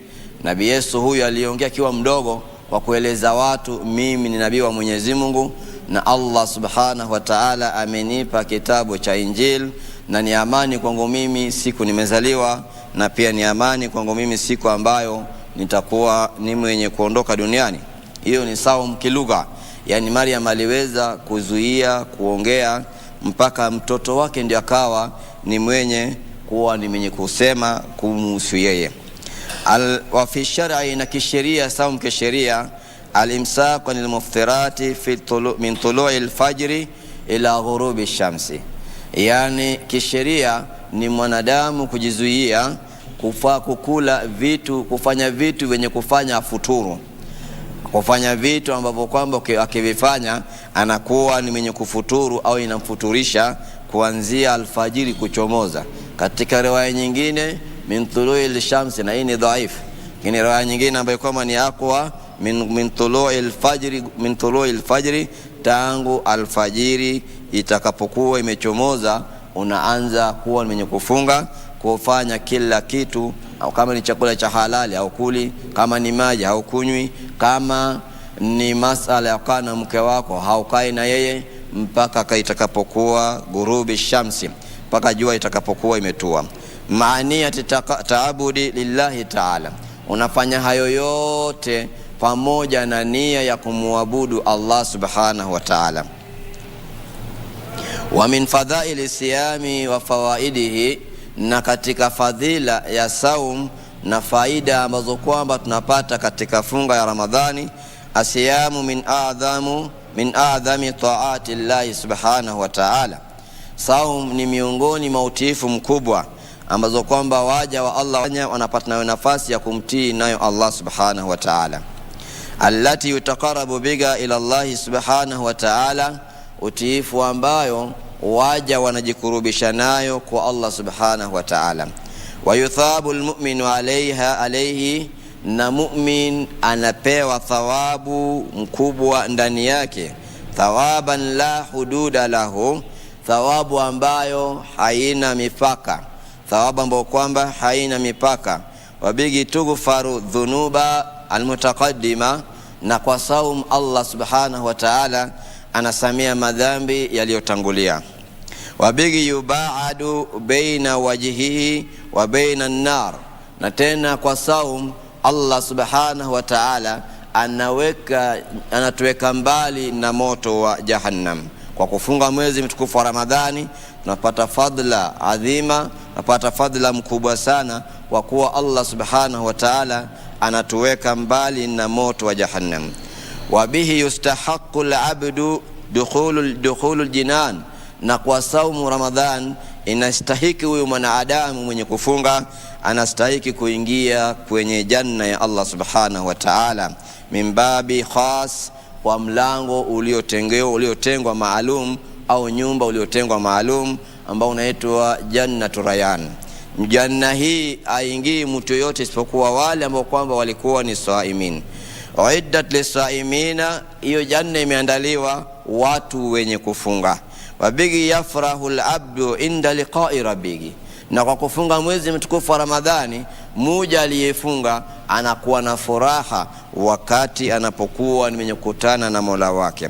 Wa fi riwaya, ndani ya riwaya, anna Musa alayhi salam, kwamba Musa alayhi salatu wassalam anasema naja rabbahu, aliongea na Mola wake, faqala, akasema ilahi hal akramta ahadan mithlu ma akramtani, ewe Mola wangu, je kuna waja wako ambao umwakirimu kuliko mimi, ama umwakirimu kama ulivyoweza kunikirimu mimi? Haythu asma'tani kalamaka, pahali ulipoweza kunisikilizisha maneno yako, nikasikia maneno yako, tukaongea na wewe. Mimi umenifadhilisha mpaka nikawa nikalimu, nikakuongelesha. Je, katika waja wako kuna wale waja ambao umwakirimu kama ulivyoweza kunikirimu mimi? Qala Allahu ta'ala, Allah kajibu Nabii Musa alayhi salatu wassalam, ya Musa inna li ibadan. Ewe Musa, fahamu kwamba mimi niko na waja ukhrijuhum fi akhir zaman. Hawa waja nitawatoa zama za mwisho. Fa akrimuhum bi shahri Ramadan, kisha nitawakirimu kwa mwezi mtukufu wa Ramadhan. Nitawapa mwezi mzima wa Ramadhani. Wa ana akunu aqrabu ilayhim, na mimi nitakuwa karibu na wao minka, kuliko wewe Nabii Musa alayhi salatu wassalam. Maana Nabii Musa aliona ameongea na Allah katika mlima wa Sinai mpaka akawa karibu na Allah zaidi. Allah amempatia fadhila mkubwa. Sasa Allah anamwambia Nabii Musa alayhi salatu wassalam kwamba kuna watu watakaokuja katika akhiri zaman, na hao watu sio wengine, ni mimi na wewe, ambao wanakuwa ni wenye kuitwa kwamba ni waumini wa Kiislamu. Na hawa watu watakapofika zama za mwisho, Allah subhanahu wa ta'ala atawapa mwezi mtukufu wa Ramadhani, na wakifunga Allah anakuwa karibu na wao kuliko Nabii Musa alayhi salatu wasalam. Hawa watu sio wengine, ni mimi na wewe ambao kwamba leo tumefunga. Fa inni kalamtuka wa baini wa bainaka 70,000 hijaban. Allah anamwambia Nabii Musa alayhi salatu wasalam, nimekusemesha Nabii Musa, lakini kati yangu na wewe kulikuwa na hijabu 70,000. Fa idha samat ummata Muhammadin sallallahu alayhi wasallam, pindi watakapofunga umma wake Mtume Muhammad alayhi salatu wasalam, wa abyadat shifahahum, kisha midomo zao zikawa zimekuwa nyeupe, wa asfarat alwanahum, na rangi zao zikawa zimebadilika kwa kuparara, arfa'u tilka alhijaba ya Musa. Allah anamwambia Musa alayhi salatu wasalam, wakifunga wamekuwa na uchovu, midomo zao zimeparara, watu wakicheka wakiwachekelea, basi naondoa ile hijab. Waqta iftar, wakati wao kuenda kufuturu, Allah anaondoa hijab. Maana Allah subhanahu wa ta'ala aliweka hijabu 70,000 wakati alivyokuwa akiongea na Musa alayhi salatu wassalam.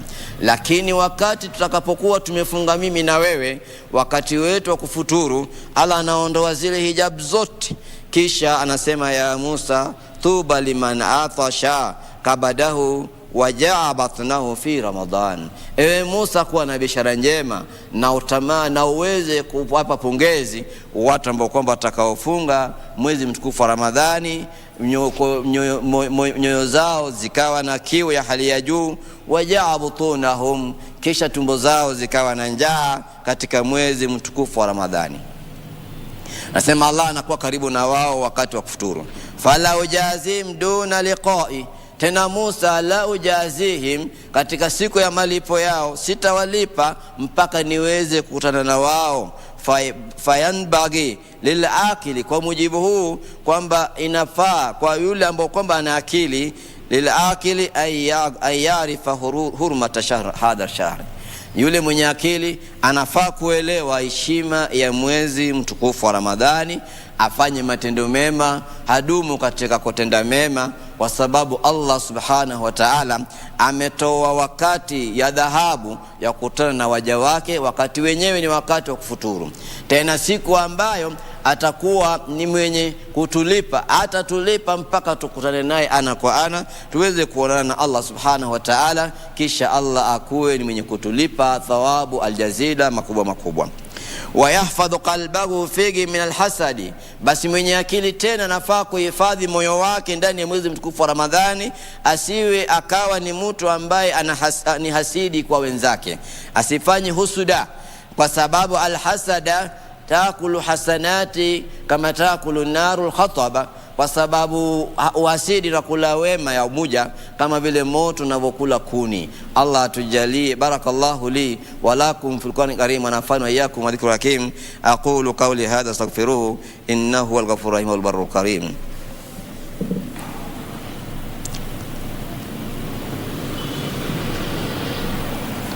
Alhamdulillahi Rabbil Alamin. Thumma salatu wa salamun ala nabiyyina al-karim, amma ba'd. Ndugu zangu Waislamu, walil akili an yahfadha nafsahu bil adawati lil muslimin. Yule ambayo ana akili anafaa vile vile ahifadhi nafsi yake na fikra yake, asije akawa anafanya uadui kwa ndugu zake Waislamu, khasatan fi shahri Ramadhan, na pia baadhi shuhuri baki, na pia baadhi ya miezi mebaki. Mwenye akili anafaa kuhifadhi maisha yake na ghariza zake, asije akawa na uadui na ndugu zake Waislamu. Wa madhalika yakunu khaifan wa khashian lillah. Pamoja na hayo, mwenye akili wa kisawasawa anafaa ogope Allah subhanahu wa ta'ala, na pia aogope an la yataqabbal Allahu sawmahu am yaqbala. Aogope Allah subhanahu wa ta'ala asije kaondoka ndani ya mwezi mtukufu wa Ramadhani Allah akakosa kukubali saumu yake. Unafaa utamani Allah